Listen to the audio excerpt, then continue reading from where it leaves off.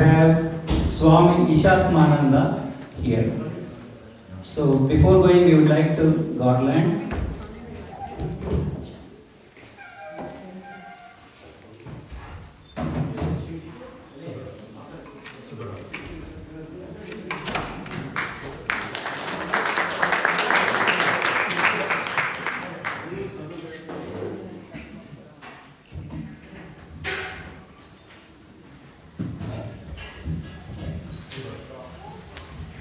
So Swami was here yesterday, and as I said, we are very fortunate. I will give you one more time. I see more than half of the faces who are not here.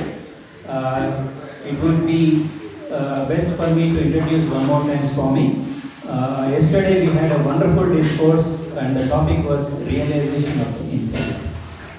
About Swami Ishatmananda is a monk of Ramakrishna Order and president of the Vivekananda Vedanta Society of Chicago and Vivekananda Monastery and retreat in Ganges, Michigan. He joined the order in 1975 and blessed him with initiation by Srimad Swami Vireshwarananda Maharaj, the 10th president of the order, and Srimad Swami Gambhiranandji Maharaj bestowed him with sannyasa in 1986. Initially, Swami Ishtamananda, a monk of Ramakrishna Mission, got associated with the Holy Order at the Ramakrishna Mission, Tirupati, Meghalaya. He served at Advaita Ashram, a publication center of Ramakrishna Mission in Kolkata, West Bengal, and later at the Order's Education Institution in Purulia. Swami has the distinction of working as Vice President of Uttar Purbanchal Ramakrishna Vivekananda Bhava Prachar Parishad, which has 59 centers. In the beginning of 2013, Swamiji moved to Chicago and since has been serving as the president of Vivekananda Vedanta Society of Chicago. Under his leadership, the society observed the 150th birth anniversary of Swami Vivekananda in a grand way which was attended by devotees and delegates all over the world. In December 2014, he was appointed as one of the religious advisors at the University of Chicago, and January 2020, he was selected as the trustee of the Parliament of World Religions. Books and articles written by Swamiji are widely published. Swamiji delivers lectures all over the US and North America throughout the year. His lectures are available on youtube.com. So, on my behalf and on behalf of trustees, executive committee, devotees, and larger San Antonio committee, I extend a warm welcome to Swamiji. And today's topic is Be a Devotee. Over to Swamiji.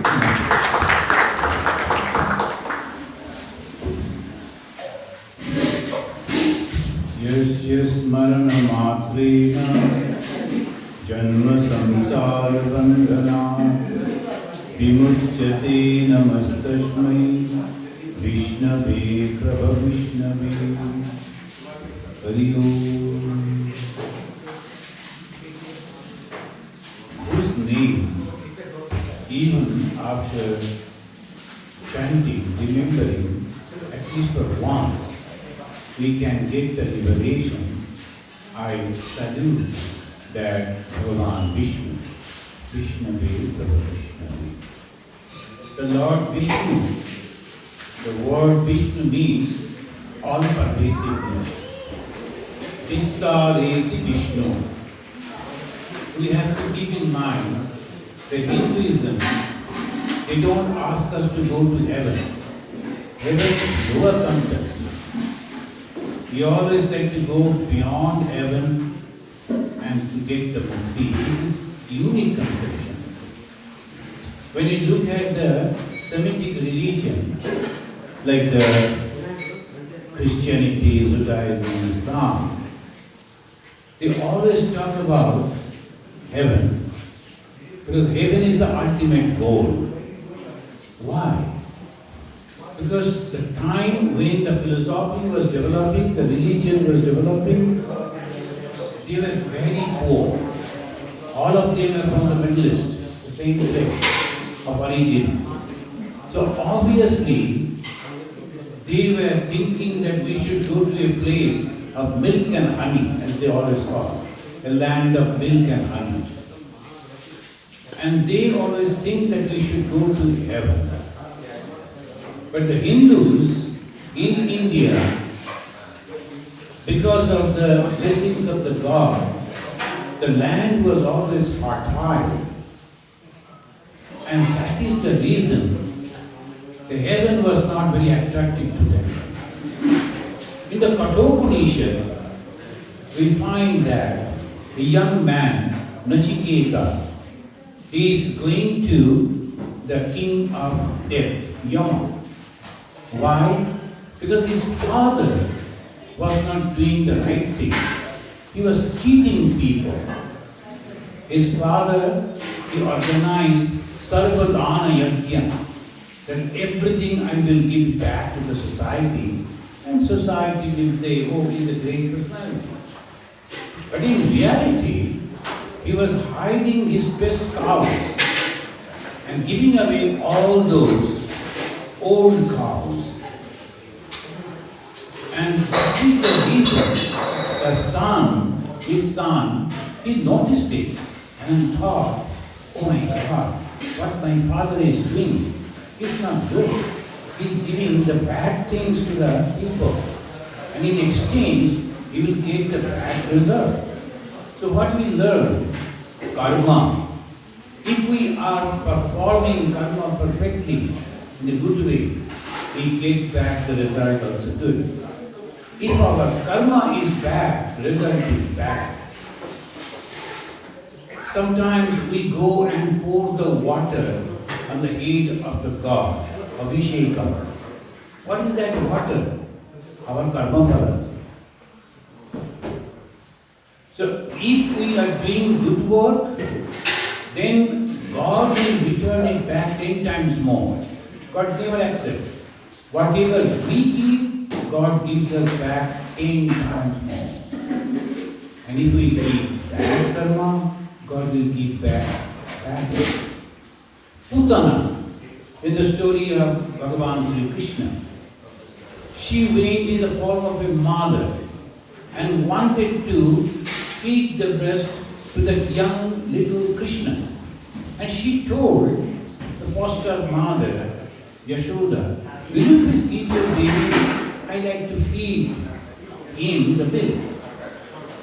But she planned in such a way that the Krishna will be poisoned. And when the Krishna, the baby was given on the hand, and she wanted to feed the baby with the milk, what happened? The God gave death to her. The touch of God that gives mukti, tremendous joy, instead the Putana God, very painful death. Why? Karma. Putana went with bad intention. God gave, okay, whatever you give 10 times. But the same baby Krishna, when sucking the breast of the mother, she was feeling the joy of heaven. Why? Same action, but with good intention. When we die, the Hindus, they die. Most of you have not observed that on the fire, before lighting the fire, there's someone close to him, maybe a son or the relative, they will go round for several times, carrying a load full of water. And there will be a hole at the back. So water is falling and this man is going round. All the water when empty, they will throw that earthen pitcher at the back to break. Why it is? Again, symbol of karma. The man who is dead, he wants to leave his karma over here itself. The water is the symbol of karma, that way. And then the pitcher is the body. When that pitcher is broken, then they light the fire. So all this symbolic way they try to teach us, be very, very careful about your karma. And when your karma is good, you become Bhakta. Who is a Bhakta? Who always thinks positive, who is always trying to do good to others. He always pray to the God. He is a Bhakta, a devotee. When the Mahabharata war was over, that was a very crucial time for the Indian society. The Lord Krishna organized a great war, Kurukshetra war. All bad people, they came in one group, and Krishna was leading the good people, and there was a war, and the war was over.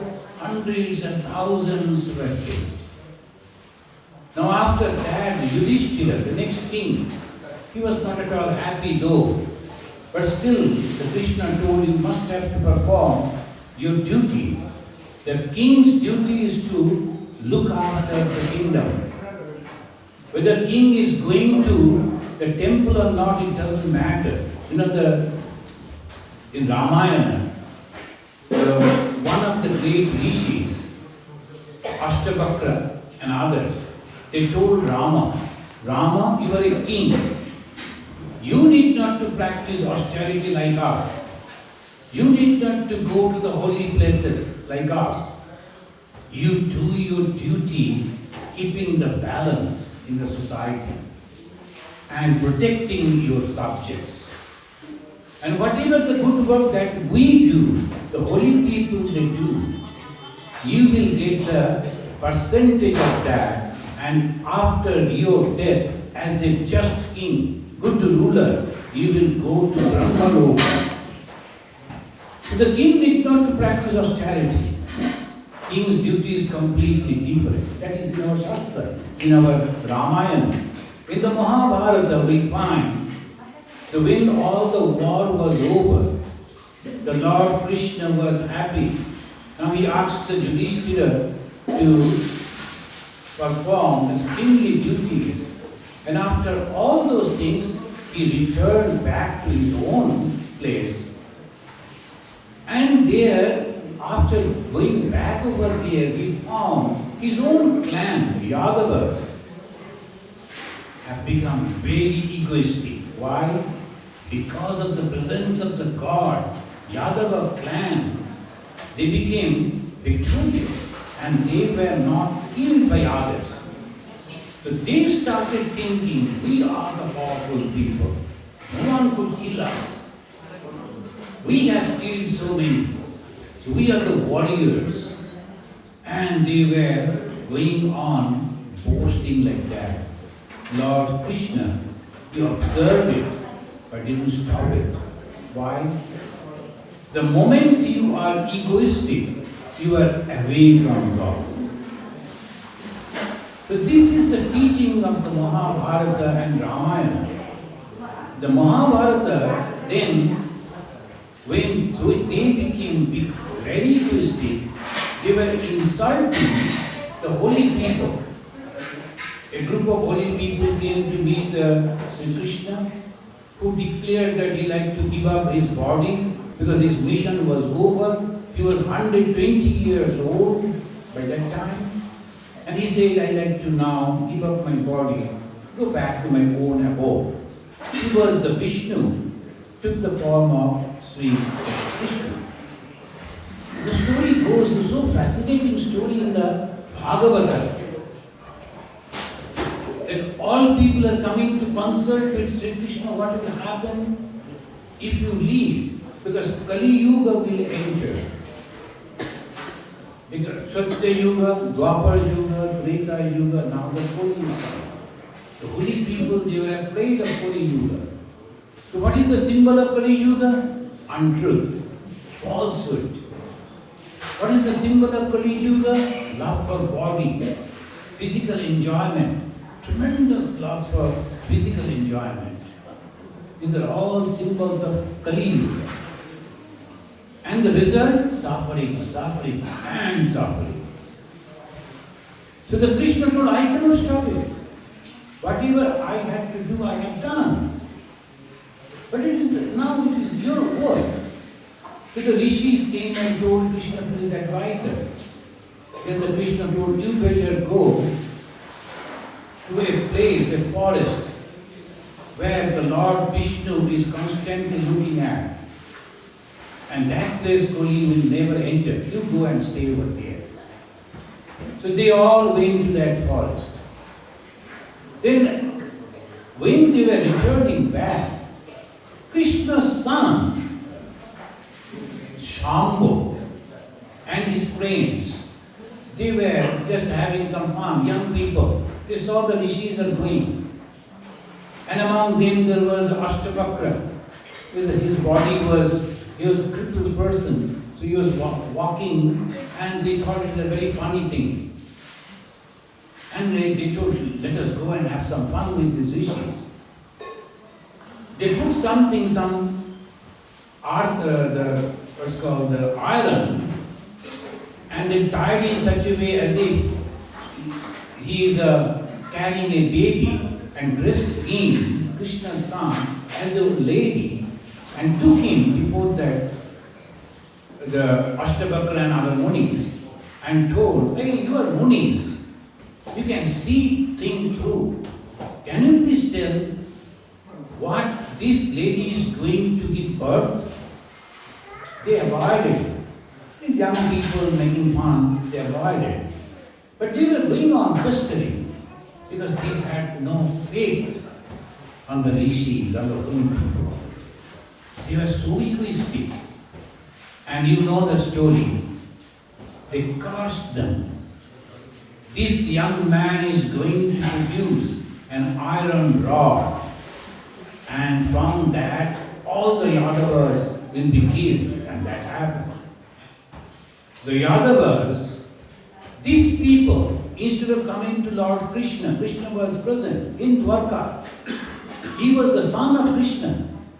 But instead of coming back to God, they went to another king, very egoistic king, and told, please advise us what we will do. He has truly given birth of an iron rod. What will happen now? And he said, you better make it very small pieces and throw it in the water.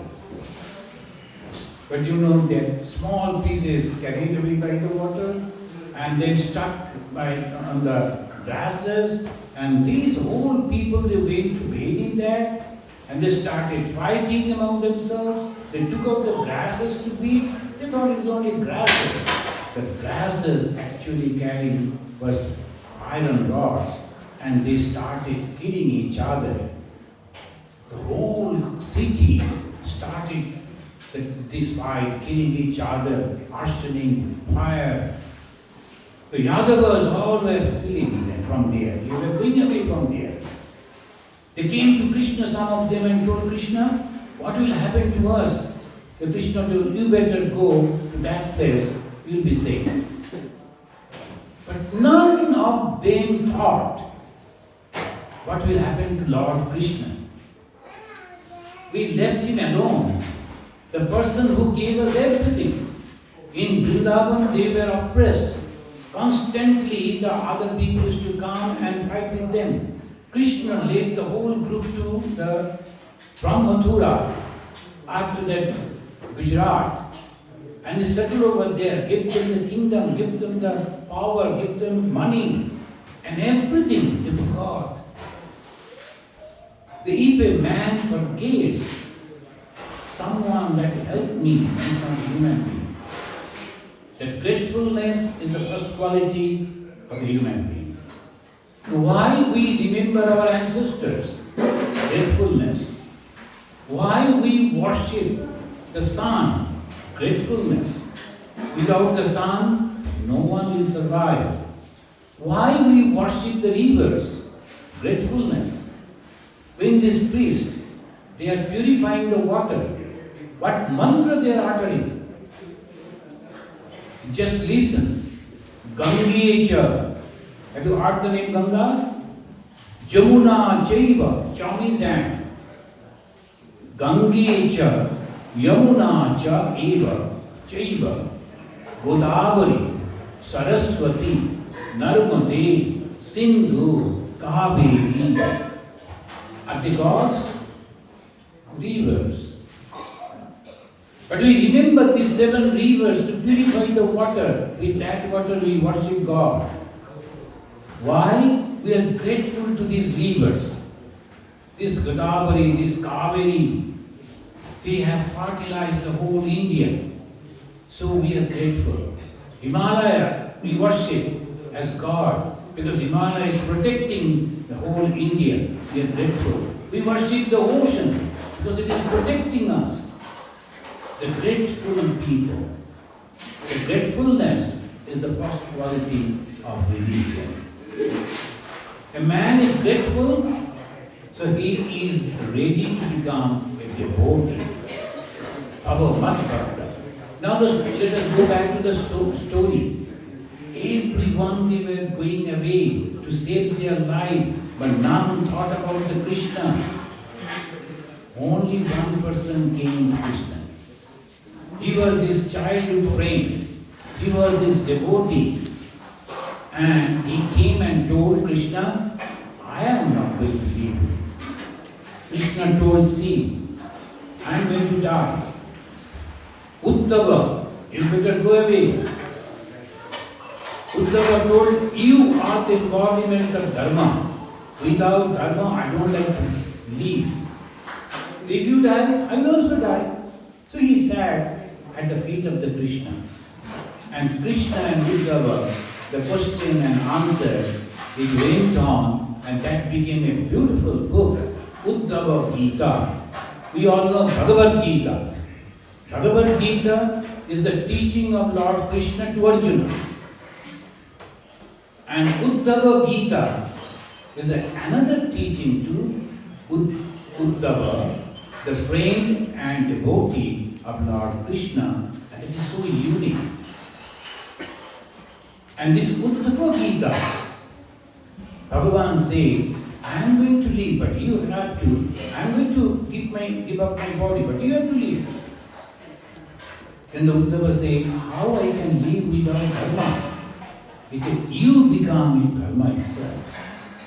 Then he was going on telling him so many wonderful things. Then in one place he said, O Uddhava, you become a devotee. Bhava Madhbhakta. In the Bhagavad Gita also, the Krishna said to Arjuna, Bhava Madhbhakta.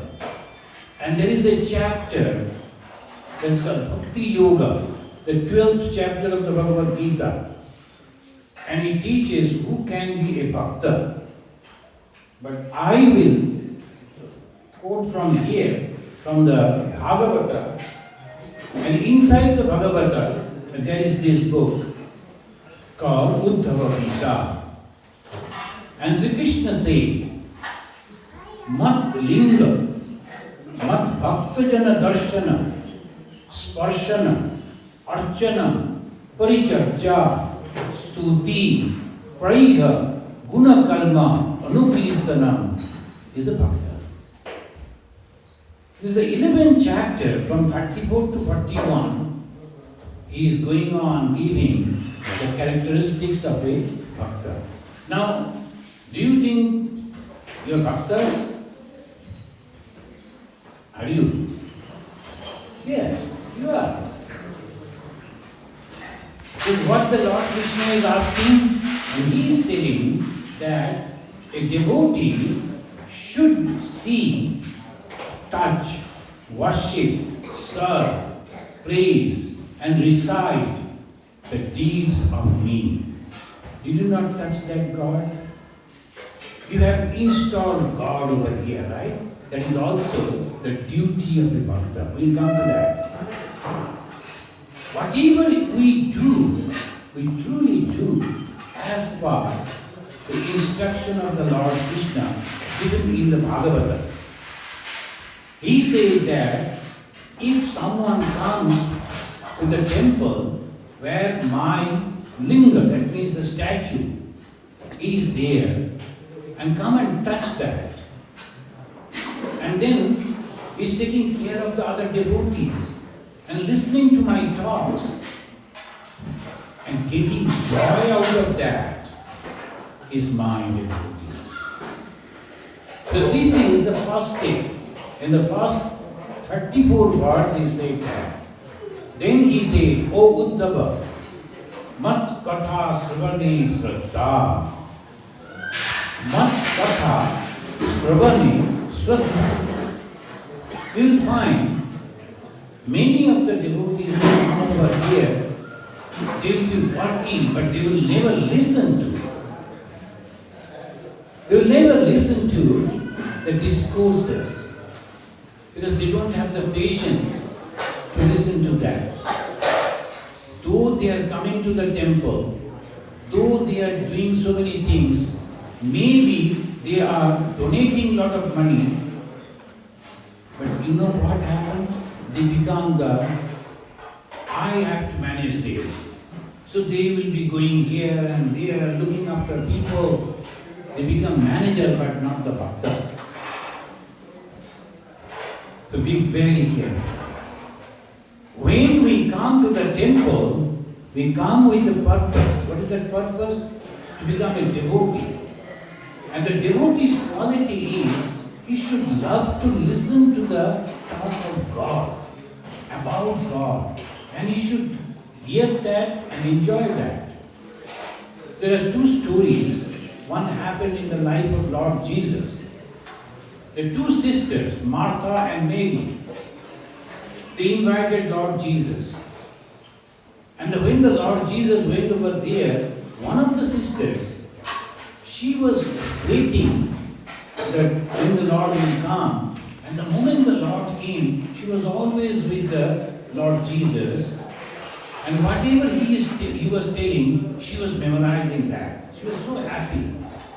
And the Lord went and sat inside the room with other devotees. She also sat near to the Lord.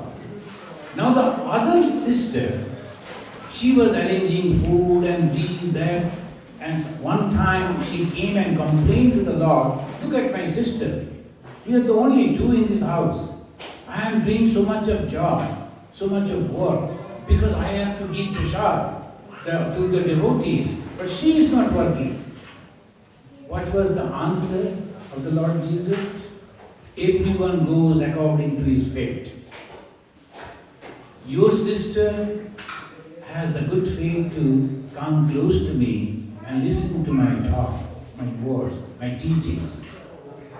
You are coming to me but from distance, serving my devotees, that's good. But closeness of God will come with you afterwards.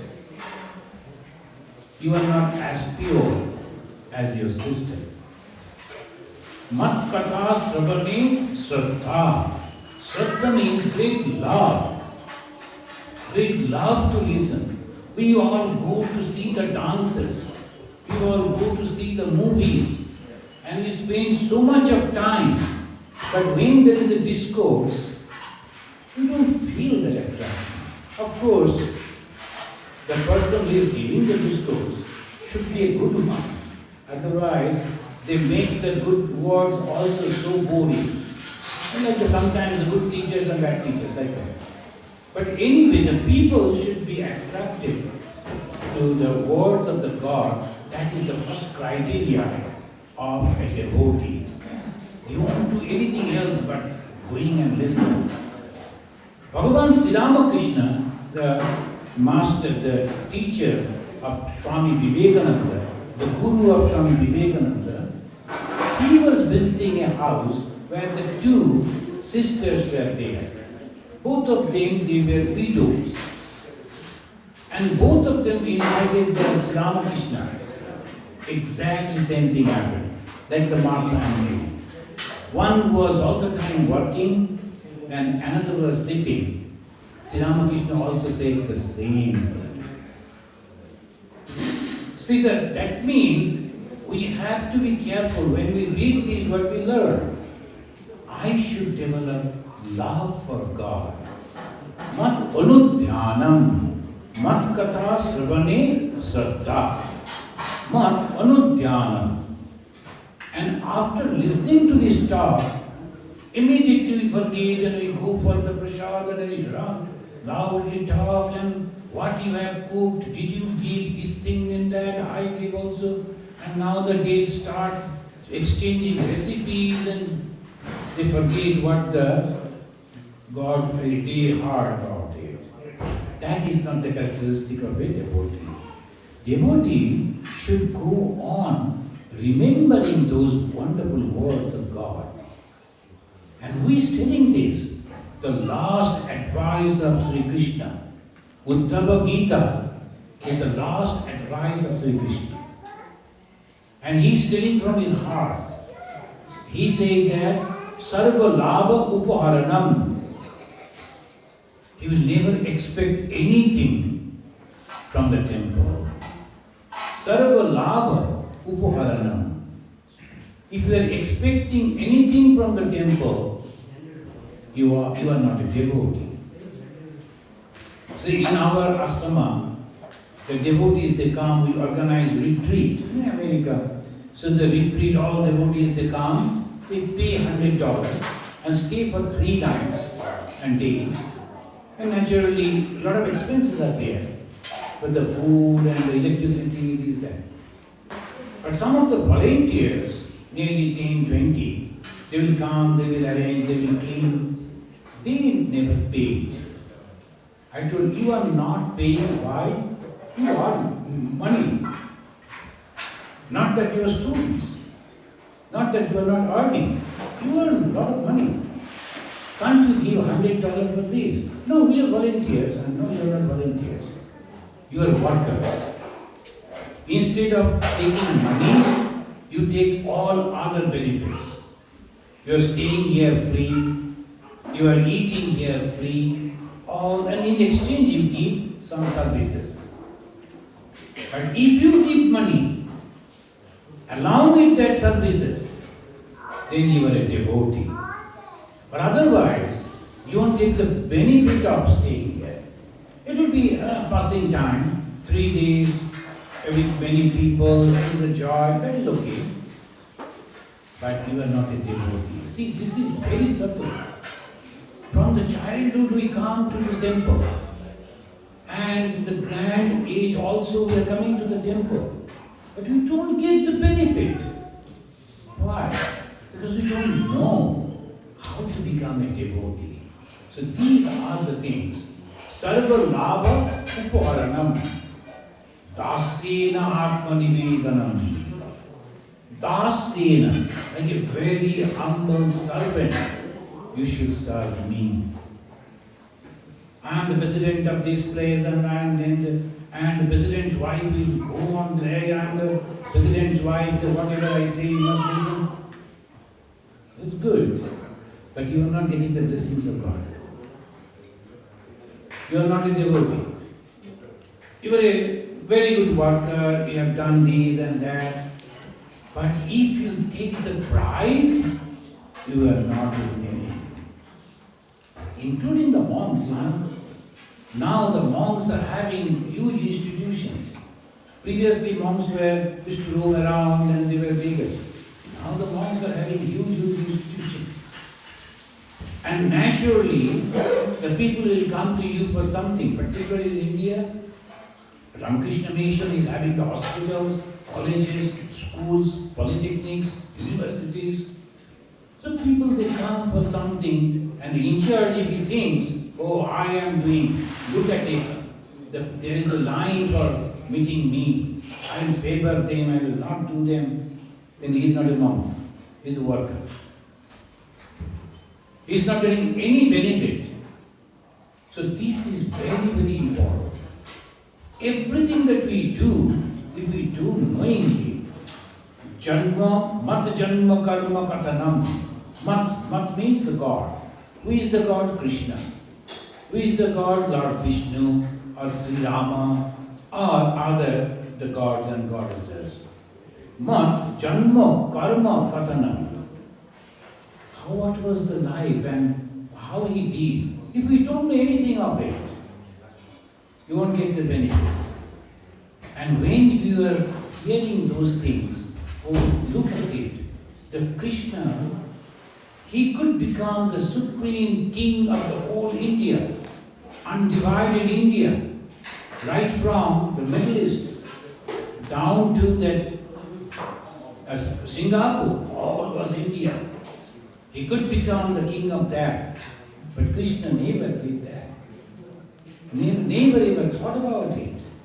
So that Tyaga, he only wanted to show the kings, the rulers, what a king should do, a proper king. Otherwise, will be punished by God. And he said, Mat katha, mat janma karma kathanam, mama parva anumodanam. Mama parva anumodanam, Gita, Tandava, Bhatitra, Gashtivihi, Mat griha utsavaha. When I entered, the bell was ringing, the people were giving the joy, and the priests are worshipping the God and praising the God. That is devotee's work. A devotee should do it. When the Lord is getting bathing, did you pray that each and every one should be feeling the joy of having a nice cool bath? That should be the prayer. Lord, you are the soul of every being. It is not this image only, it is everywhere. If the Lord is pleased with us, each and every one, every soul should be happy. If people are unhappy, no, the Lord is not happy. You cannot be, you can't say that by torturing others, you are making the God happy. Because God is residing in every being. You know, one day, when Bhagavan Sri Ramakrishna was sitting by the side of the Ganga river in Bengal, it's called Dakshineshwar, where the Sri Ramakrishna is to stay. He was sitting on a steps that's leading to the Ganga and observing that inside the river, on a boat, two boatmen, they were fighting. One person gave a strong slap at the back of another person, a boatman, on the boat, far away. But lo, Sri Ramakrishna got the marks of 5 fingers on his back. Can you imagine? So that person, when he is hitting the other, that is going to the God. That is why they again and again they say, the defenseless people should not be harmed.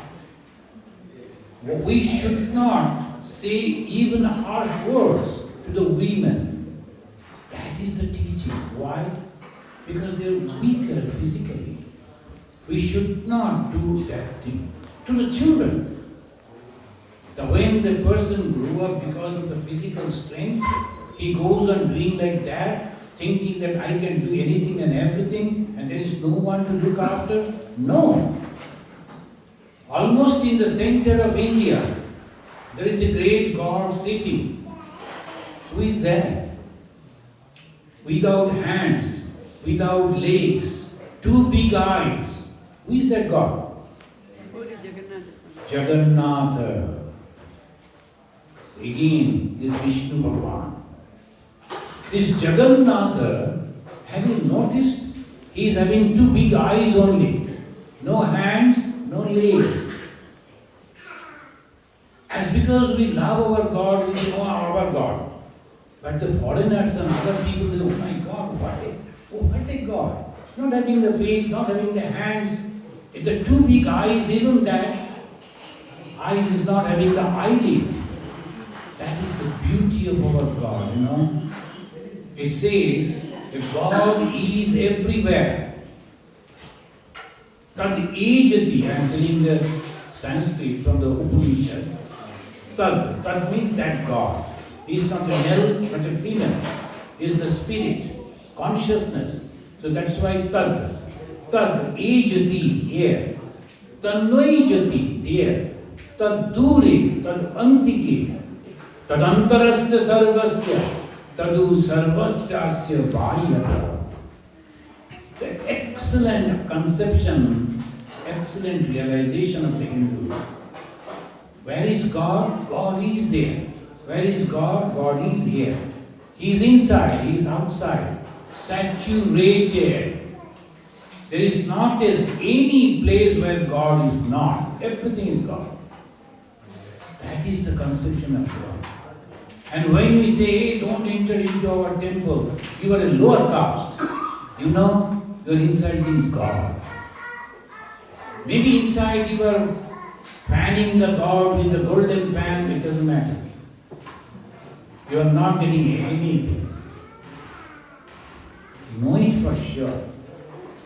So if we have to be a devotee, we have to understand this truth. Anyone, anywhere suffering, you are not serving God.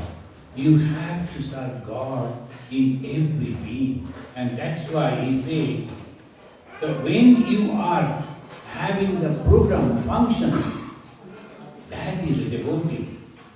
And he says, sometimes yatra balim vidhanam sarva varshika parvasu.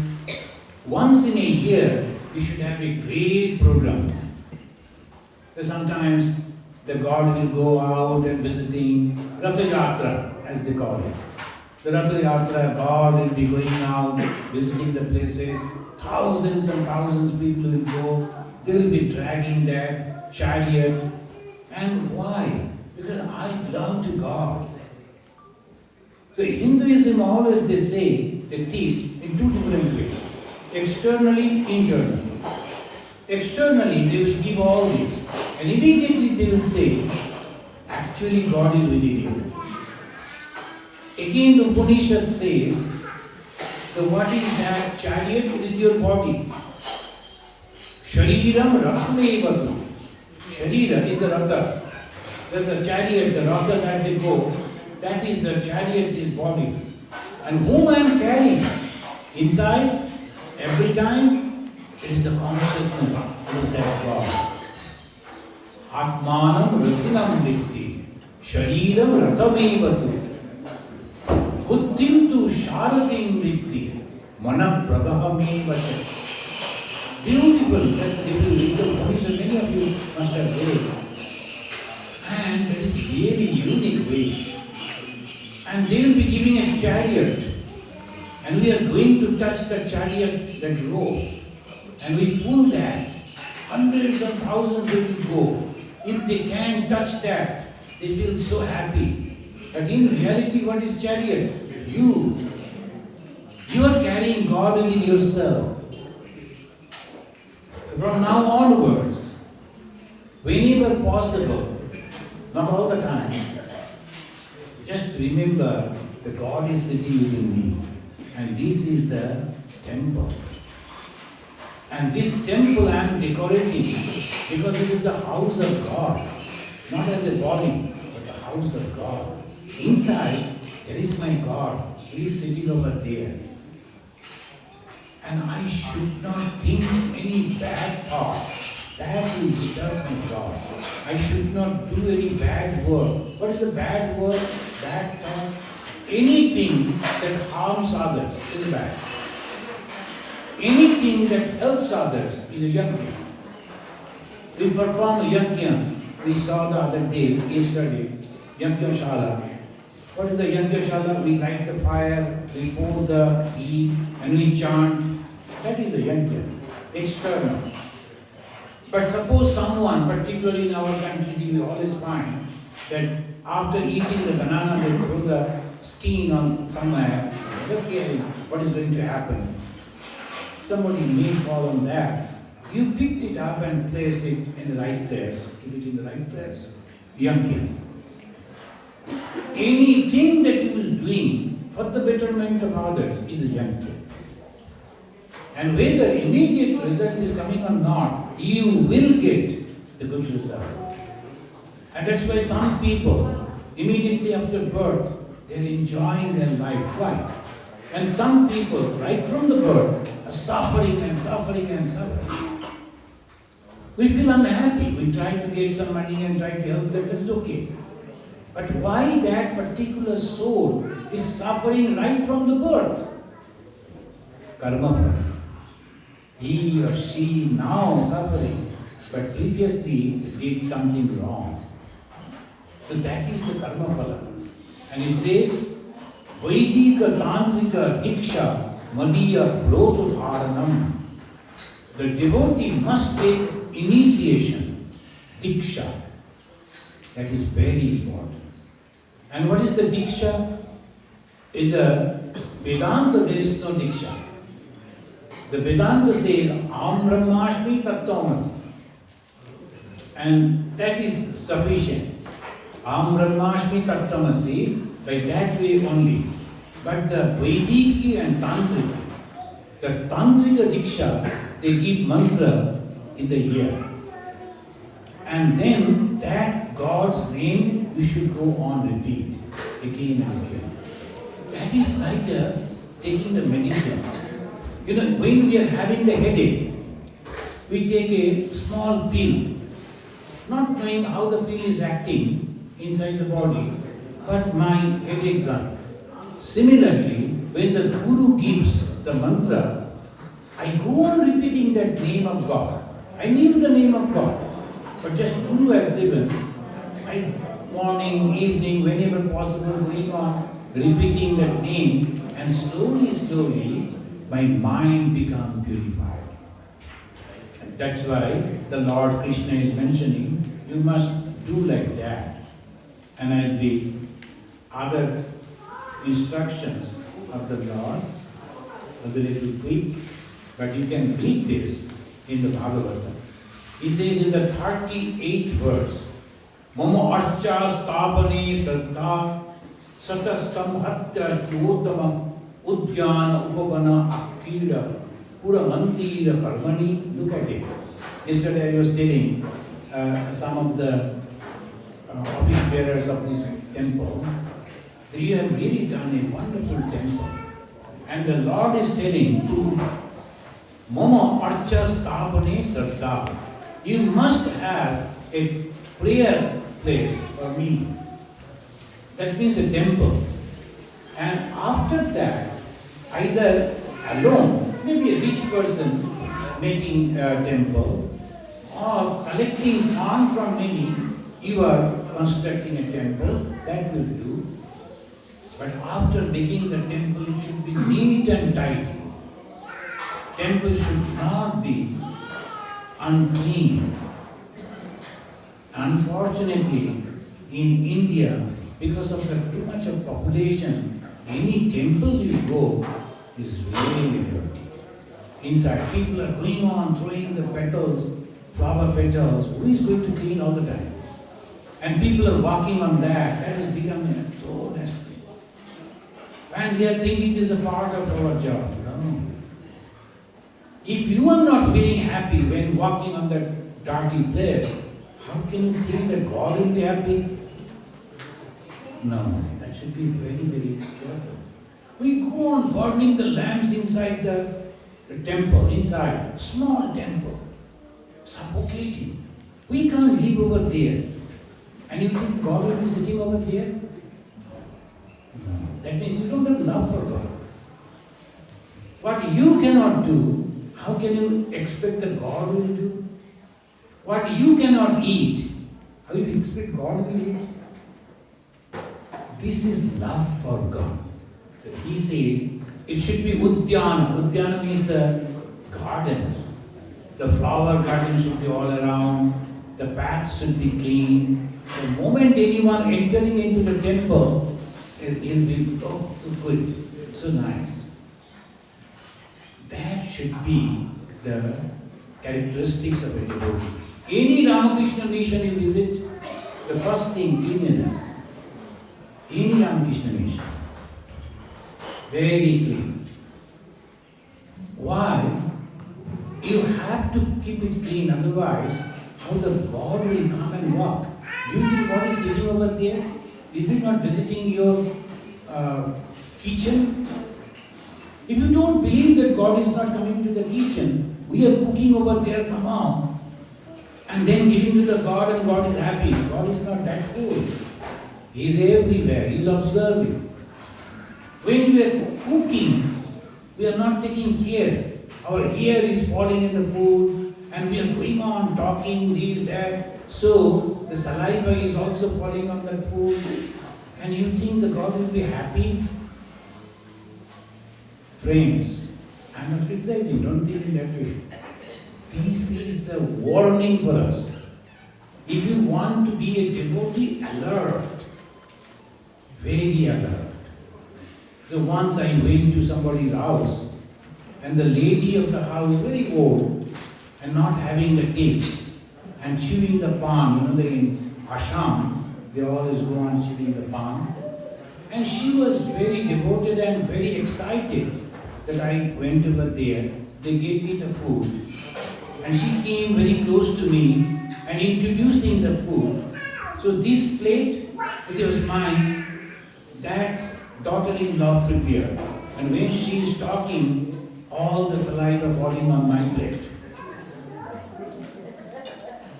I tried to tell her, okay, I heard it, that is good, let me taste. No, this one to that lady, this one, that lady. And after she finished, I had to push back the plate. I told, do you have another plate? Please bring it. And some other fruit, this thing, it's okay. So good taste, please take yourself. I cannot take it. How can I? So this is the way, if we cannot take, how the God will take? The God is with us. When I am offering the food, be very careful, the God will eat. We are going on throwing the flour on the food and then thinking, God cannot eat.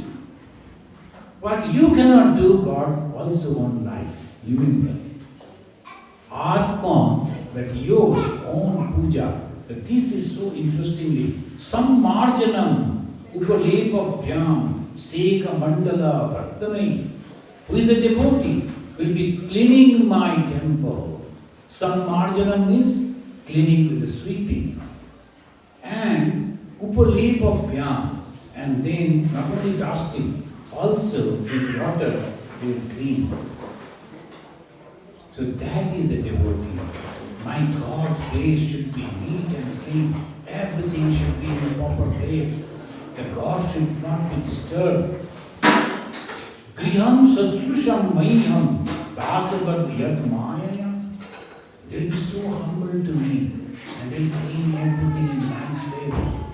And we go on putting this thing and that thing.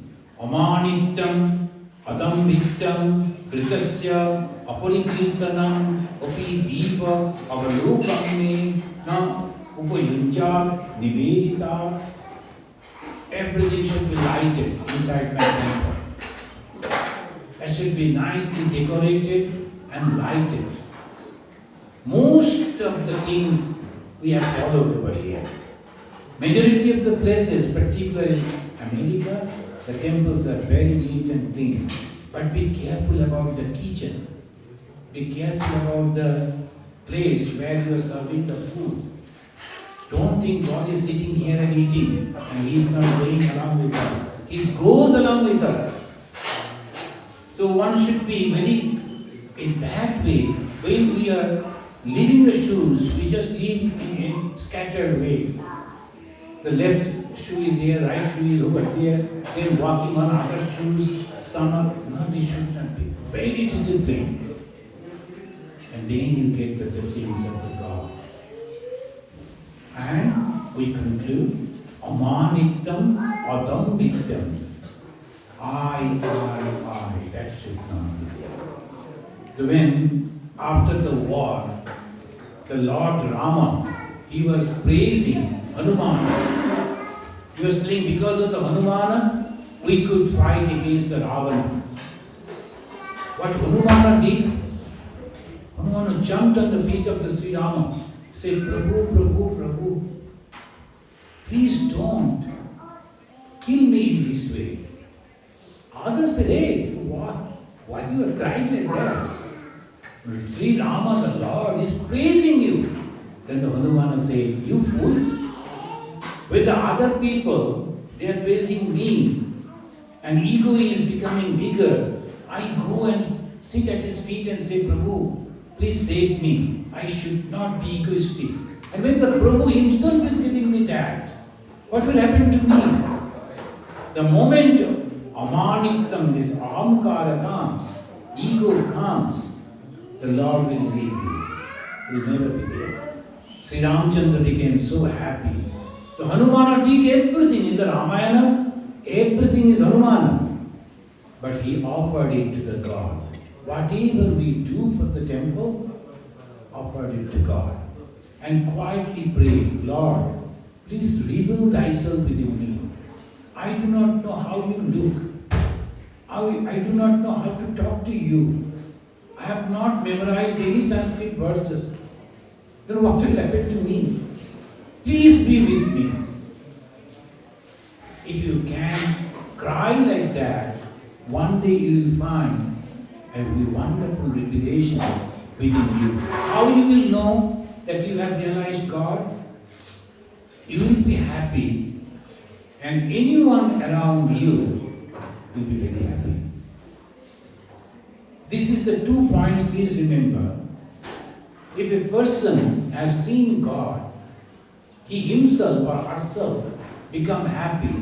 Not only that, anyone around that personality also become happy. If the others are not becoming happy, but I am happy. No, you are thinking only.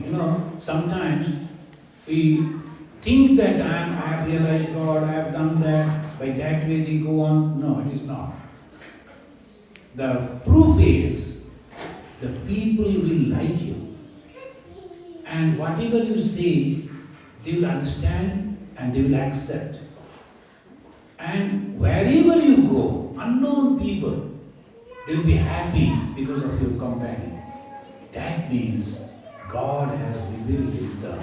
So what is the ultimate goal of a devotee? To realize God. And what is God? God is love and God is unselfishness. Please remember these two. Sometimes we think God means the 4 hands, God means the 10 hands, God means the light. It may be. But what? After seeing the light, what happens? God means L-O-V-E. Love. That love comes within you and that populates whoever comes before you. And God is unselfishness. If you are selfish, God will never come to you. Whoever declared that I have realized God, but is a selfish person, don't believe. God is completely unselfish. Swami Vivekananda says, unselfishness equal to God. And if you become purely unselfish, you are God yourself. Jai Jai.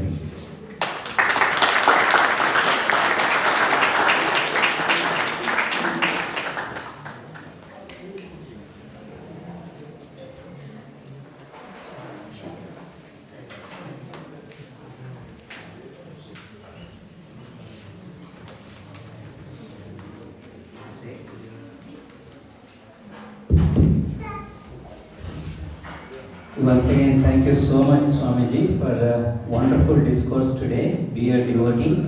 I hope everyone, each and everyone, enjoyed it here today. I would once again request Dr. Kasnath Karu to come over here and give a brief summary to benefit, to enlighten what Swamiji has said just now. And if you have any question, do you have time? Shall we do question and answers first and summarize later? I can hear. So if you have any question, very briefly, because I have to leave today itself,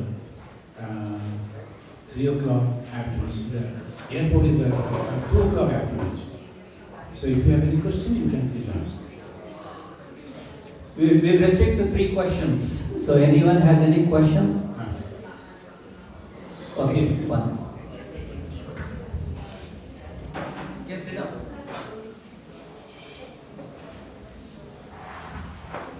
Thank you, Swamiji, for that wonderful discourse. Thank you.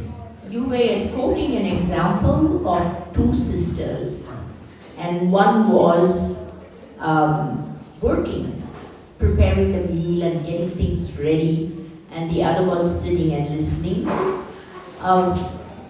The way you explained it to me sounded like the person who was doing karma yoga, is less than a person who is just sitting and listening.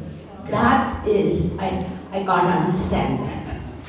Yeah, but those who love God, they will be always looking at the God and they'll be having joy in that.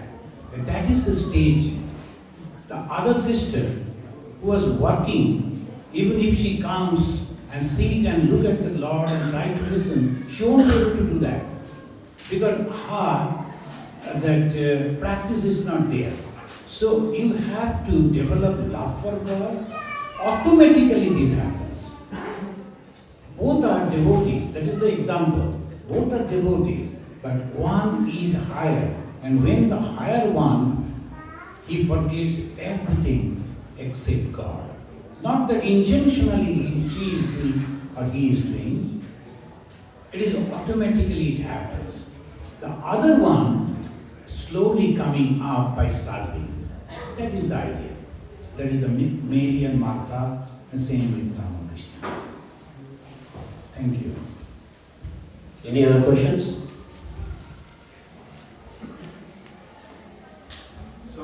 Don't feel shy.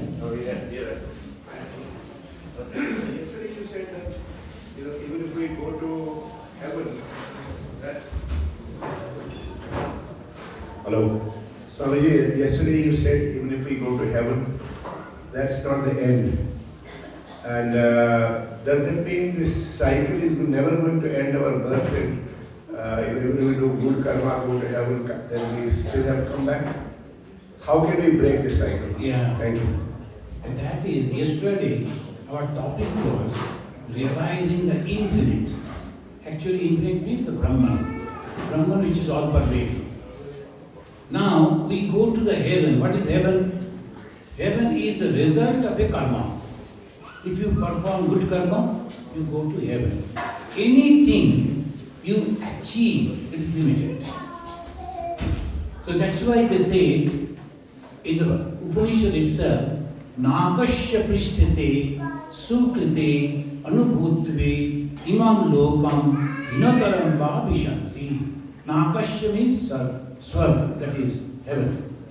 When you do perform good work, we go to heaven. When that work tenure is over, again we come back. It is like putting the money in the bank and going on spending.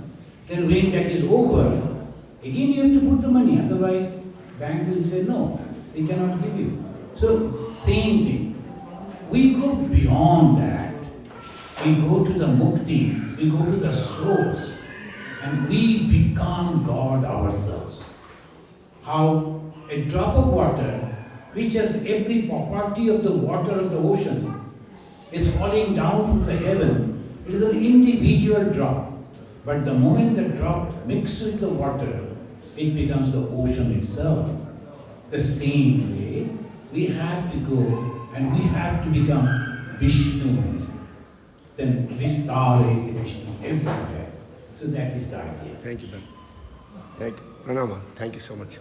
Swamiji, yesterday we were giving discourse in that you said that we have to question ourselves, who am I? So how to practice the answer for that question? Can you please repeat the question? We have to question ourselves, who am I? Who am I? So how to practice the answer for that question within ourselves? Good. That is the question that whenever you are asking, who am I, that is a path you are choosing for the knowledge. And the knowledge is completely different from this. And in the Indian perspective, we have a unique path that is called path of jnana. And we have 4 paths: karma, jnana, Bhakti and yoga. You were asking the question, who am I? Path of Jnana. Yesterday we were discussing, am I this body? No. Why? The body is changing. So I was a little baby, I grew up, I have become young, I am going to be old, I am going to die. So all these changes, jayate, asti, vardhate, viparanyamate, vipakshayate, mriyate. So from death, you have to understand in 3 different stages, Jagrat, Swapna, Susupti. The Jagrat now, physically, mentally we are alive. Swapna, when we go to bed, we forget our body. Without the body, we enter into another world, which is the dream world. And there we live as we are living now. We have friends, we are talking, we are doing this. And a time comes when even we don't see the dream. We enter into dreamless world. Each and every one of us, maybe for a few seconds, maybe for a minute, we go to that level called Susupti. And there our mind is not there because I am not dreaming. There the body is not there because I am sleeping. Who is there then? That is called consciousness, and that is I. So that is proven. The I, the consciousness is there, and that is always happy. I have to go back to that level consciously. So meditation. When we sit for meditation, the first thing that we do, we forget our body. Second, we enter into an imagination that the God is sitting within my heart, and He is all light. He is sitting on a red colored lotus, and you see the petals of the lotus. I see the God sitting over there. I go and touch the feet of God. I offer food to God. I see light before God. All imagination. And then slowly I march into the light of God. And that is called realization. So who am I? I am that consciousness. But this process we have to apply. Thank you. Thank you so much, and I invite Dr. Kasina to summarize.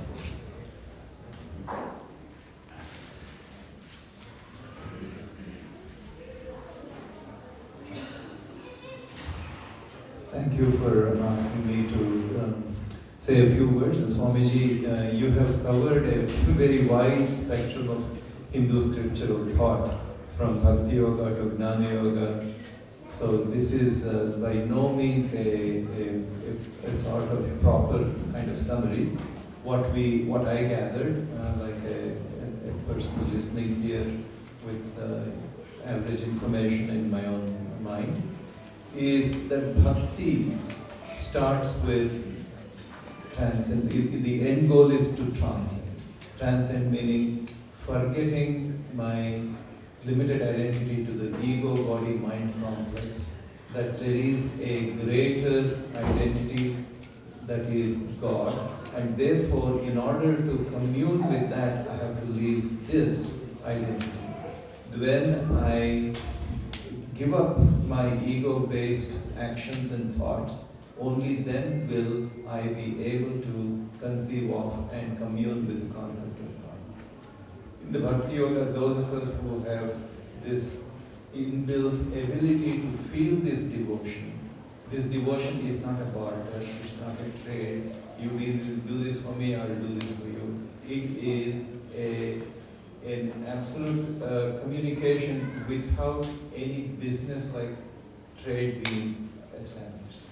It is, I love you because you are there. Whether anything good or bad happens to me, I will receive this as the result of a greater intelligence set of circumstances that has given me this, and accept in humility, prasada bhava. So that is most accessible to all of us. And in fact, what Swamiji said, he quoted from Ishavasya Upanishad, if I'm right. He quoted from Mandukya, quoted from Kathopanishad. All these things showing that the end destination is the same no matter what the various paths are. That is, Jnana Yoga, Bhakti Yoga, all end in overcoming the limitation imposed by the ego, overcoming the limitation imposed by time-limited factors like intelligence and emotions and mind, to go beyond that to the level of consciousness, which is eternal, which is everywhere, which is in everybody. So therefore it is essential, as Swamiji said, is to recognize the divinity in all of us, no matter what color they are, no matter what caste they are, no matter what religion they are, no matter who they are, and to be humble and equally respectful to them as we are, as we expect ourselves from those people.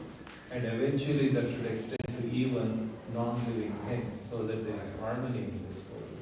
So because God is everywhere, Brahman is all pervasive, and the very first sentence of the Mandukya Upanishad is Hari Om. Om is the symbol of God, Om is the symbol of Brahman through the Jnana Yoga. Hari is the deity that we conceive of. There is no difference between the two. And so it is our responsibility to in every interaction we have to be aware. Uttishtata, Jagrata, Praptya Varam Nibodhaka. Swami Vivekananda ji used this as a tremendous formula. Arise, away. And he modified, said, stop not till the goal is reached. What's the goal? The goal is to leave our petty identity based on ego behind, and to commune and to become one with the all-pervasive God. It's very important to know that you cannot retain the ego and say Aham Brahmasmi means it's not an egotistical statement. Because the requirement is to leave behind your identity of this name, this form, this position, this, all this has to go. It's the first requirement in order to then commune and become one with Brahman and God. Thank you. Thank you, Dr. Kasinath. I would like also to thank Dr. Kasinath's family for hosting Swamiji here. I would like to thank Tusuji for coordinating Swamiji's visit, and Dr. Ganesha Paul for sponsoring him all as always. It is a tradition of Hindu temple to invite a distinguished guest, and we are very fortunate to have Swamiji here. And there is a booklet, Had There Been Another Vivekananda. It's just a 3-hour session written by Swamiji. It is available outside for sale. The booklet is a small and very useful booklet, and I think everybody can take it. And we would like to honor Swamiji for a second.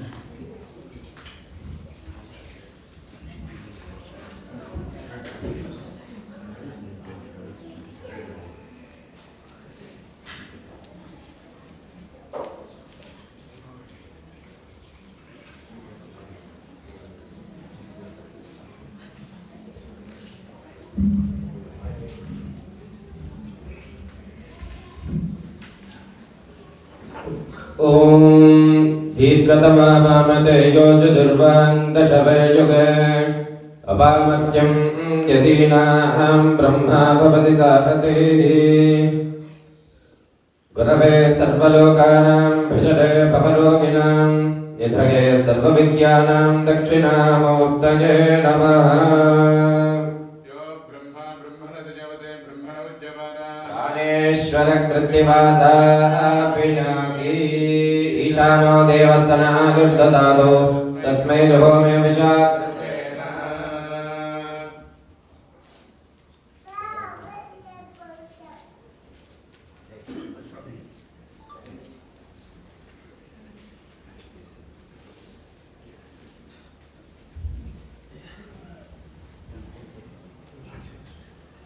Thank you so much.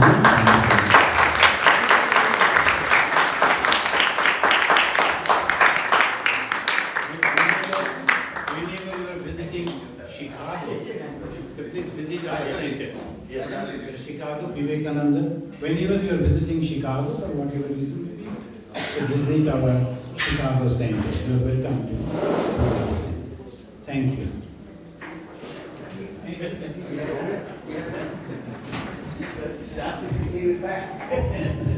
Thank you so much. I request another 5 minutes of your attention. Not even 5 minutes, I'll be brief. Before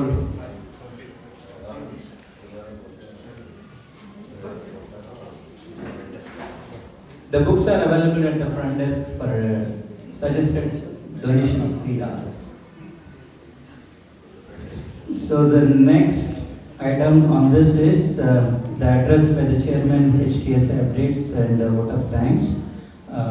Before we go to Mahamangalarti, I would like to take a few minutes.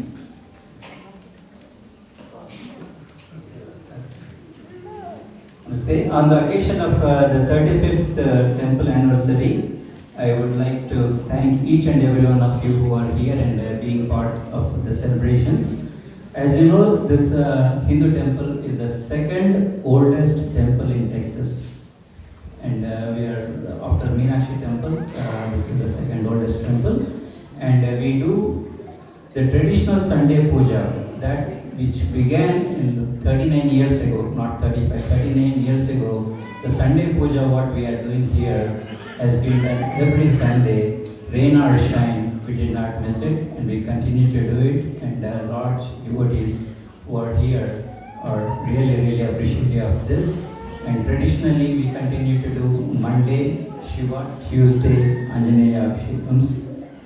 And apart from that, we will be doing Ayyappa and regular pujas and special events like Brahmotsavams and Devi Navaratri celebrations and Jagannath Ratha Yatra. They are also gaining momentum.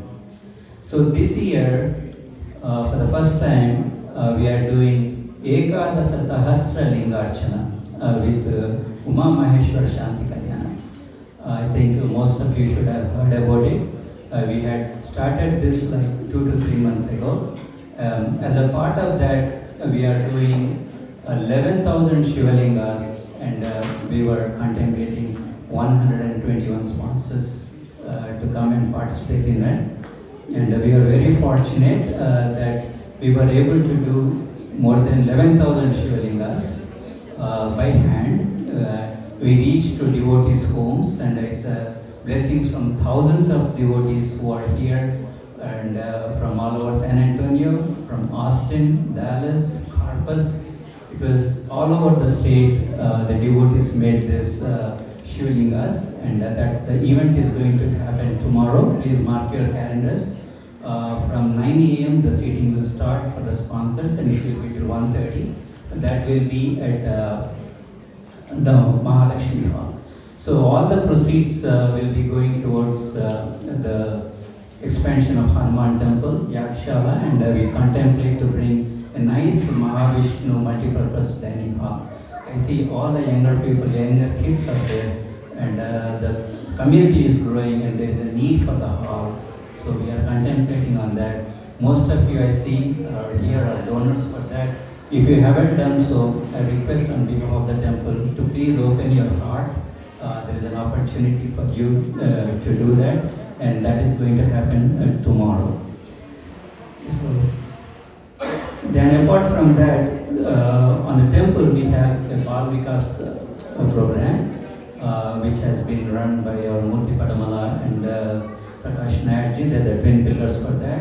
It has been very successful, and we had been imparting education to Bal Vikas children from the very young age. The motive and the outcome is that we want the second generation kids to take over this temple. We ourselves, we were here, we are born and brought up in India. We know the traditions, we follow it, but the goal, if the second generation takes over this, our goal is fulfilled. That is what we think about that.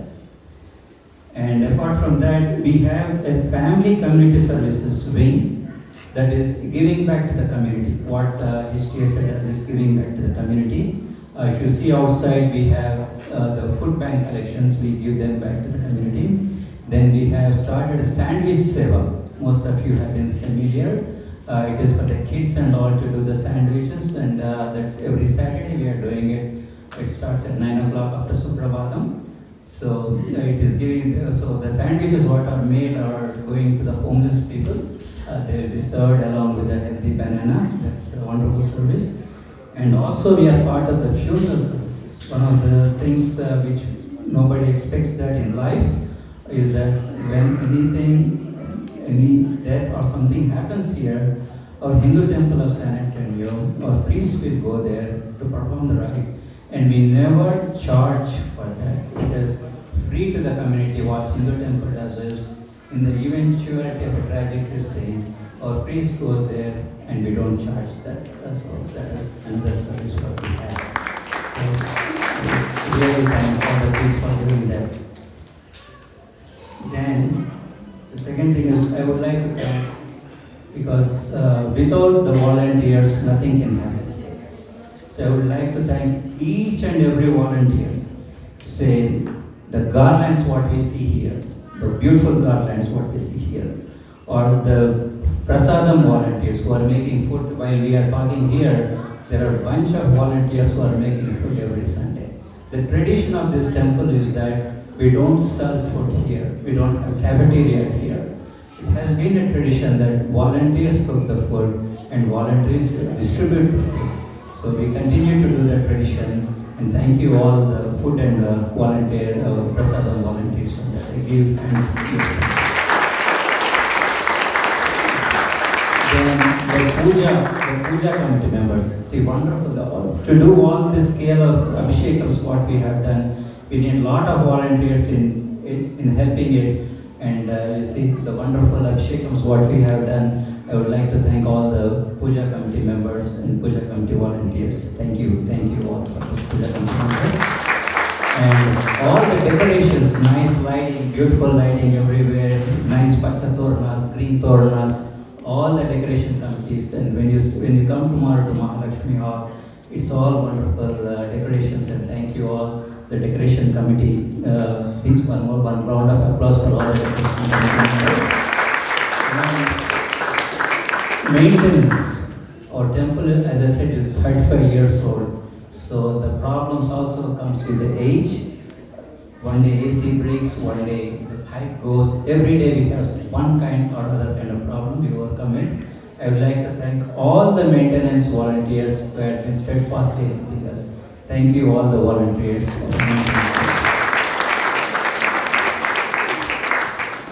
Then I would like to thank all the sponsors and donors. This temple is just run by your donation. Even anyone who donates a single $1, it counts. So each and every sponsor, each and everyone who has donated even a single $1, please give them a big round of applause. Thank you. So I am standing here as a part of the trustees, as a part of the committee. I would like to thank all our trustees who are sitting here. I can see all the trustees here. It's a lot of help. It is not I, it is we who does it. It is just a we. Each and every trustee member is a pillar of support to me and the committee. So I would like to thank and give a big round of applause to all of you. And the last but not the least, we have 3 wonderful priests here who have been singing everywhere. We have a nice 3rd priest addition this year whom you have been seeing recently. So we are very, very, very thankful. Really, we pray a lot, Venkateshwara. In the beginning, we had 2 priests who were there for 18 to 20 years. So when those 2 priests left, we were always thinking, hey, what happens, Lord? This is your temple, because without priest services, without their satisfying, and we got 2 equally good priests who are there for the last 15-18 years. To add a compliment, we have a 3rd new priest, and who is no less, and who is multilingual, and we are very happy, and I would like to give a big round of applause for all the not the priest only, their 3 families. We have wonderful families, and they are all the integral part. It is just like buy one get one free. It's not free. It is the families who really put lot of help in this. Trees are happy. Ram Santosh. Trees are happy with families. Ram Santosh. Yeah, I'm coming to the bank. I did not. I cannot afford to manage. I cannot afford to forget our manager. If I do it, I am damaged, not managed. So I would like last but not the least, I would thank our wonderful. I would say the man in blue today. He's a go-to man. Even I call him, I am a nocturnal person, 11:30, 12 o'clock, he doesn't hesitate to take my call. Thank you so much, Santosh, for what you do. Your family and your kids are wonderful. They are a big deal. Thank you all, and thank you for being so patient and listening to this. Please join for tomorrow, and we will be opening the curtains, and you will see the wonderful Lord Venkateshwara and all the deities in all the wonderful. Thank you.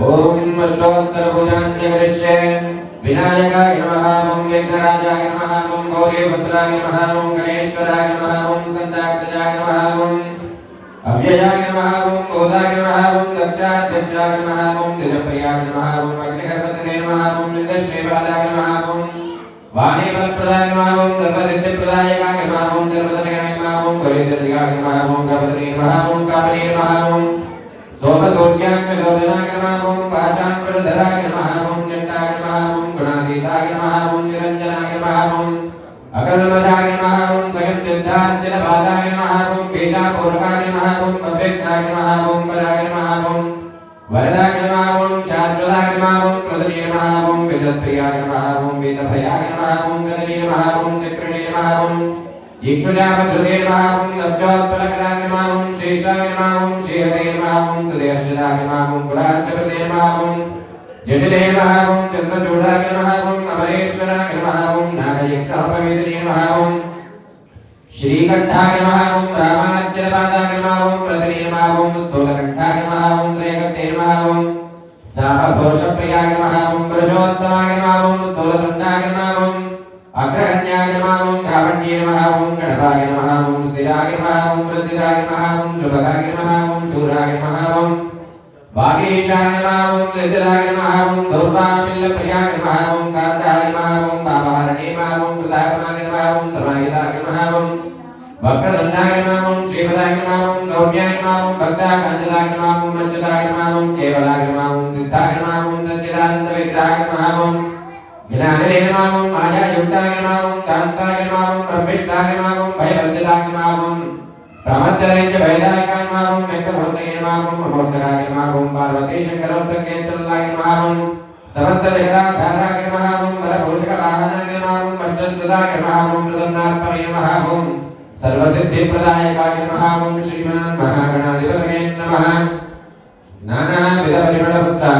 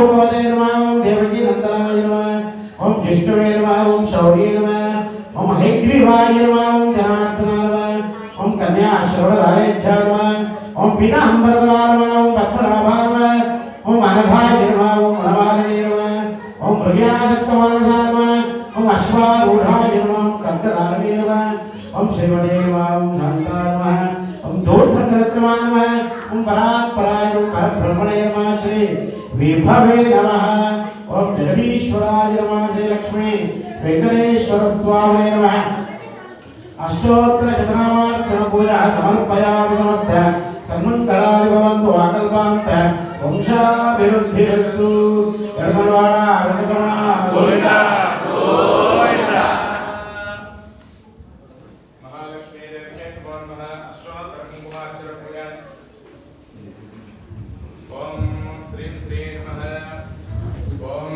Lakshmi Padmavati समेतस्य Venkateshwara स्वामिने नमः. श्री भूनीला समेतस्य वेंकटेश्वर अष्टोत्तरनामार्चन पूजांगत्वेन महालक्ष्मी पूजां जगरिषे वन्दे पद्मकरं प्रसन्नवदनं सौभाग्यदं भाग्यदं अस्ताभ्यामवयप्रदां मणिगणे नानाविधे भूषितां भक्ताभीष्टवरप्रदां मर्यादा ब्रह्मादिविसेवितं पार्श्वे पङ्कजपद्मनिधिर्युक्तां सदा सिद्धिभिः सरसजनैने सर्वादिहस्ते धवलतराङ्कुशगन्धमान्यशोभे भगवती हरिवल्लभे मनोज्ञे त्रिभुवनभूतिगिरि प्रसीद मह्यम्. ॐ श्रीं श्री नमः.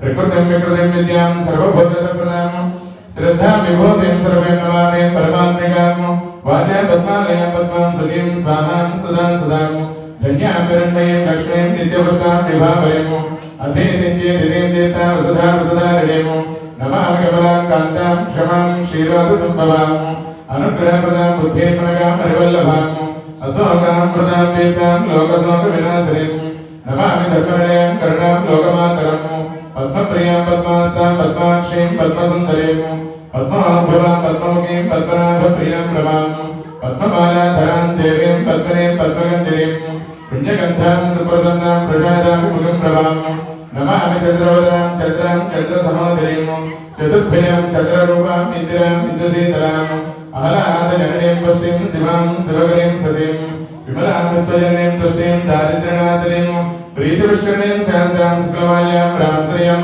भास्वरीं बिल्वलयां वरारोहं विशस्वरीं वसुन्धरावताराङ्गां हारिणीं हेममालिनीं धनाधान्यकरीं सिद्धिं स्त्रेणसौम्यं शुभप्रदां अर्णपमेश्वरदानन्दाय नमः. ओम वरलक्ष्मी नमः. ओम सुप्रदाय नमः. ओम शुभाय नमः. ओम हिरण्यप्राकाराय नमः. ओम समुद्रतनयाय नमः. ओम जयाय नमः. ओम मंगलादेव्यै नमः. ओम विष्णुवक्ष स्थलस्थिताय नमः. ओम विष्णुवत्यै नमः. ओम प्रसन्नाक्षयै नमः. नारायण समाश्रिताय नमः. ओम दारिद्र्यध्वंसिन्यै नमः. देव्यै नमः. ओम सर्वाभद्रमणिमालिन्यै नमः. ओम नवदुर्गाय नमः. ओम महाकाल्यै नमः. ओम ब्रह्म विष्णु शिवात्मिकाय नमः. त्रिकालज्ञानसम्पन्नाय नमः. ओम भुवनेश्वरी देव्यै नमः. श्री महालक्ष्मी देव्यै नमः. भूदेव्यै नमः. अष्टोत्तरनामार्चन पूजां समर्पयामि. सर्वे जनाः सुखिनः भवन्तु. लक्ष्मी वेंकटरमण गोविंद नमः. पार्वतीपतये शंभो शंकर भोलेनाथ महाराज की बोलिए शंकर भगवान की. ओम भवाय देवाय नमः. ओम सर्वाय देवाय नमः. ईशान देवाय नमः. ओम पशुपतये देवाय नमः. रुद्राय देवाय नमः. उग्राय देवाय नमः. भीमाय देवाय नमः. महतो देवाय नमः. ओम शान्तं पद्मासनस्थं शशिधरमकुटं पंचवक्त्रं त्रिनेत्रं शूलं वज्रं च खड्गं परशुमभेदं दक्षभागे वहन्तं नागं वासं च गण्डां प्रलयोतामहम् अंकुशं वामभागे नाना अलङ्कारयुक्तं स्फटिकमन्निभं पार्वतीशं नमामि. ओम शिवाय नमः. ओम महेश्वराय नमः. ओम शंभवे नमः. ओम विनायकाय नमः. ओम श्रीशुद्धेकराय नमः. ओम वामदेवाय नमः. ओम विरूपाक्षाय नमः. ओम कवर्धने नमः. नीललोहिताय नमः. ओम शंकराय नमः. ओम शूलपाणिये नमः. ओम कट्वाङ्गे नमः. ओम शिवविष्णाय नमः. ओम अंबिकानाथाय नमः. ओम श्रीकण्ठाय नमः. ओम भक्तवत्सलाय नमः. ओम भवाय नमः. ओम सर्वाय नमः. ओम त्रिलोकेशाय नमः.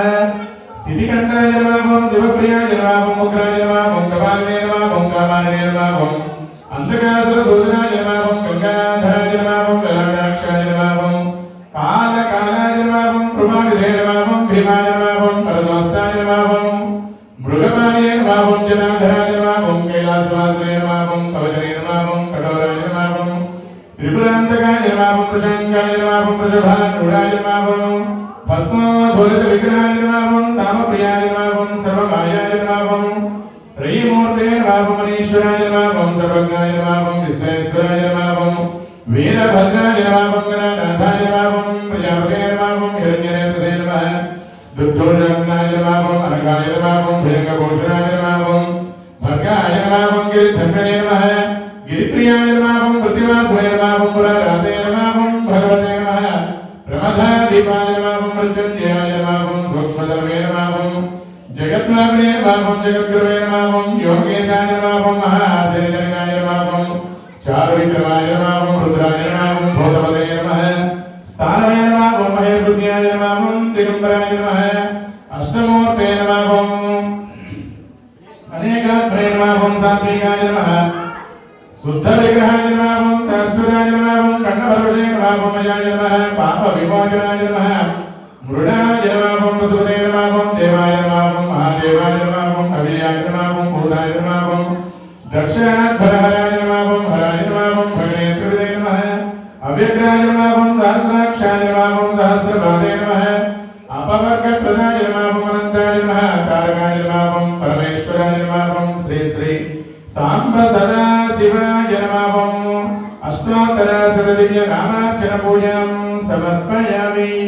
बोलिए शंकर भगवान की, दुर्गा भवानी माता जी की, शंकर सर्गभिदं नरसिंहं सौक्लींकलं विप्रतिं सुवर्णं वरदारणिं वरसदा धौतां त्रिनेत्रोज्ज्वलं वन्दे पुस्तकपाशं कुशधरं सक्रोशदामुज्ज्वलं त्वां त्वां गौरीं त्रिपुरां परात्परं श्रीचक्रसञ्चारिणीं महाकाली महालक्ष्मी महासरस्वती नमः देवी त्रयस्वरूपिण्यै नमः नमस्ते प्रसुन्दरी देव्यै नमः ओं हृदयदेव्यै नमः ओं शिरोदेव्यै नमः ओं शिखादेव्यै नमः कवचदेव्यै नमः ओं नेत्रदेव्यै नमः हस्तदेव्यै नमः ओं कामेश्वर्यै नमः ओं भगवान्यै नमः ओं नित्यक्लेन्नाय नमः ओं भैरवनाय नमः ओं निवासिन्यै नमः ओं महाविघ्नेश्वरी देव्यै नमः ओं शिवदूत्यै नमः ओं प्रदे नमः ओं प्रसुन्दर्यै नमः ओं नित्यै नमः ओं नीलपदकाय नमः ओं सर्वमङ्गलाय नमः ओं ज्वालामालिन्यै नमः ओं चित्रे नमः ओं महानित्ये नमः ओं परमेश्वरमन्ये नमः ओं विग्रहेशमन्ये नमः षष्ठेशमन्ये नमः ओं मुक्तेशमन्ये नमः ओं चैतन्यनाथमन्ये नमः ओं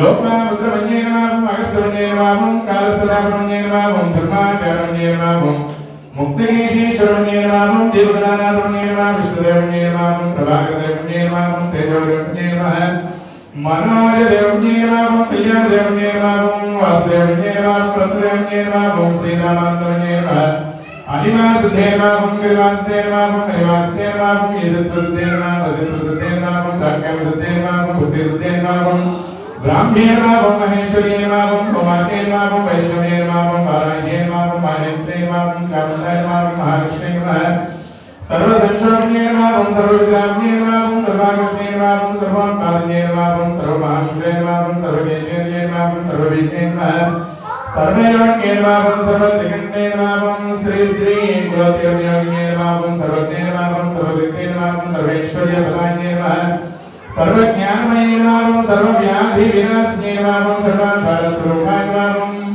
सर्व आनंदमय चक्रस्वामिने नमः ओं श्री श्री महाभण्डारिकाय नमः ओं सर्व आनंदमय चक्रस्वामिने नमः ओं परापरहस्योग्ये नमः ओं त्रिपुरे नमः ओं त्रिपुरेश्वरे नमः ओं त्रिपुरसुन्दरे नमः ओं त्रिपुरासिद्धे नमः ओं त्रिपुराम्बाय नमः ओं महामहेश्वरी देव्ये नमः ओं महामहाराज्ञी देव्ये नमः महामहाशक्ते नमः ओं महामहागुप्ते नमः ओं महामहानन्दाय नमः ओं महामहास्कन्दाय नमः ओं महामहाभुजाय नमः ओं महामहेश्वरी देव्ये नमः ओं शिवाय नमः ओं शिवगते नमः ओं श्री श्री ललिताम्बिकायै नमो नमः ओं श्री श्री महाकाली महालक्ष्मी महासरस्वती देवी त्रयस्वरूपिण्यै नमः नामावली पूजां समर्पयामि। विट्ठवेल मुरुगनिकी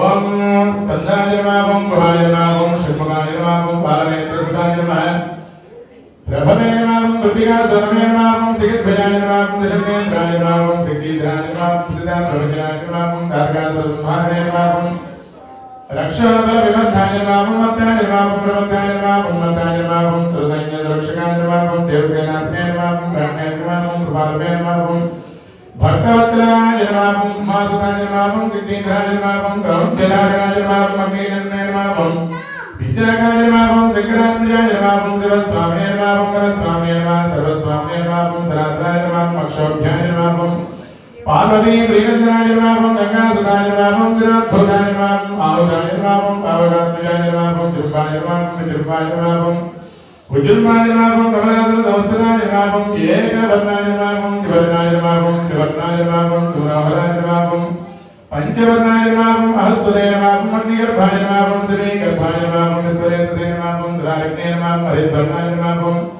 वटुनेयमापं वटुमेशभृतेयमापं भूषणेयमापं कवस्त्रेयमापं घनायमापं मायाधरायमापं महामायेयमापं कैवल्यायमापं शंकरात्मजायमापं शिवस्वामियमापं करस्वामियमापं सर्वस्वामियमापं सनातनायमापं अक्षोभ्यायमापं डब्बायमापं रमणभ्यायमापं महाडब्बायमापं वृषाङ्गपदयमापं कारणोपात्तदेहायमापं कारणातीतविग्रहायमापं अनीश्वरायमापं अमृतायमापं प्राणायामपरायणायमापं विरुद्धाग्रेयमापं वीरज्ञायमापं रत्नन्यासायमापं श्यामकन्दरायमापं सुब्रह्मण्यायमापं ब्रह्मण्यायमापं ब्राह्मणा प्रियायमापं वेदवैद्यायमापं अक्षयवरदायमापं श्री श्री वल्ली देवसनासमेतस्य सुब्रह्मण्येश्वर स्वामिने नमः अष्टोत्तरशतदिव्य नामार्चन पूजां समर्पयामि सर्वे जना सुखिनो भवन्तु पितृवेल मुरुगनिकी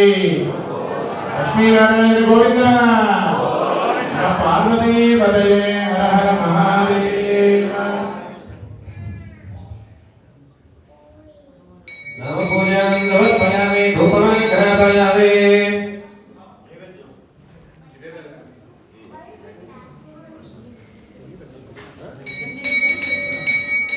ओम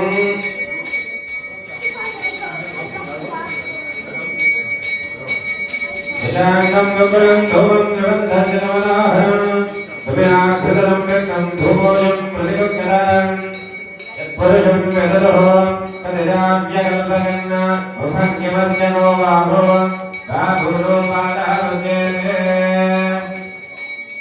यजांगं गुरुं धूपं निबन्धनमनाहरं कपिलाकृतं व्यक्तं धूपोऽयं प्रतिगच्छताम् सर्वाभ्यो देवताभ्यो नमः विनन्दे दिव्यपरिमळ धूपमाग्रापयामि दीपं दर्शयामि वेदनादेवं कोर्पवस्तुतः तत्सवितर्परेण्यं भर्गो देवस्य धीमहि धियो यो न प्रचोदयात् सत्यं तर्ते प्रयुञ्जयामि कामधेनो स्वरामि अमृतं कवलो अमृतोपस्तरणमसि स्वाहा ॐ प्राणाय स्वाहा ॐ अपानाय स्वाहा ॐ ज्ञानाय स्वाहा ॐ उदानाय स्वाहा ॐ समानाय स्वाहा ॐ ब्रह्मणे नमः स्वाहा सर्वाभ्यो देवताभ्यो महालक्ष्मी वेङ्कटेश्वराय नमः नारिकेलफलाकदलीफला वाष्पीरफला भूमिजफलनेत्रं समर्पयामि भोजनमध्येनामृतवाणी वस्तु प्रक्षालयामि पादप्रक्षालं समर्पयामि वरराजवन्यं समर्पयामि ताम्बूलं समर्पयामि सुवर्णपुष्पान् दक्षिणां समर्पयामि समस्तोपचारां समर्पयामि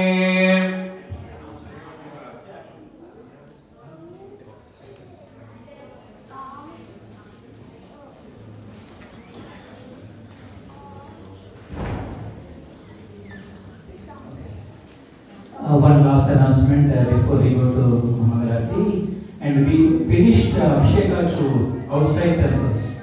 So we have Hanuman temple, Ardhanarishwara, Ram Parivar. They are at their best. So please, I request everyone to visit the satellite temples also before you go out. And I would like to thank Subbarao Garu, the family, for creating wonderful memories for all of us, and Savitri Garu for all the work in the house. Thank you so much. And, you all stand up and please don't forget to take prasadam in house. Namaste. Om Namo Gणपतये नमो गणपतये नमो प्रमदपतये नमस्ते तमोदराय करुणाय विघ्नविनाशिने शिवसदाय श्रीगणमूर्तये नमो नमः महादेवी लक्ष्मणे विष्णुवदने देवने तन्नो लक्ष्मी प्रचोदयात् श्रीयन्तान्ताय कल्याणे धने धनलक्ष्मिना श्रीवेङ्कटनिवासाय श्रीराधाय मङ्गलम् मङ्गलं गोदरेन्द्राय महनीयपरात्मने चक्रवर्ते तनोजाय सार्वभौमाय मङ्गलम् हिरण्यमय विद्महे निराभासाय धीमहि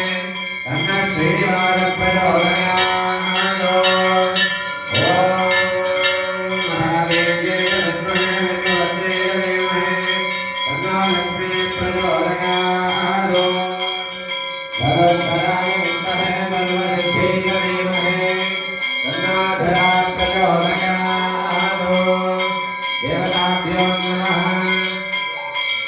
नमस्ते अस्तु भगवन् विश्वेश्वराय महादेवाय त्र्यम्बकाय त्रिपुरान्तकाय त्रिकाग्निकालाय कालाग्निरुद्राय नीलकण्ठाय मृत्युञ्जयाय सर्वेश्वराय सदाय वाणिज्येमहादेवाय नमः हिरण्यवाहने हिरण्यरूपाय हिरण्यपदये अम्बिकापदये उमापदये वसुपदये नमो नमः योगेन्द्रनागधराणिरक्षस्येकपदे द्विपदे काञ्चरस्पदे अष्टापदे नवपदे बभूवशे सहस्राक्षरा परमेन्द्योगन् यदेवी सर्वभूतेषु शक्तिरूपेण संस्थिता नमस्ते नमस्ते नमस्ते नमो नमः या देवी सर्वभूतेषु शक्तिरूपेण संस्थिता नमस्ते नमस्ते नमस्ते नमो नमः ॐ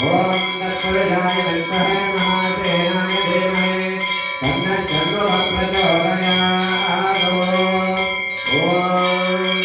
वाहनं मृगभोज्या वदते कण्ठभूषणं स्वामे शक्तिधरं वन्दे वकाराय नमो नमः सर्वमङ्गलमाङ्गल्ये सर्वार्थसाधके शरण्ये त्र्यम्बके गौरी नारायणे नमोऽस्तुते चरणारविन्दयोः नारायणे विद्महे वासुदेवाय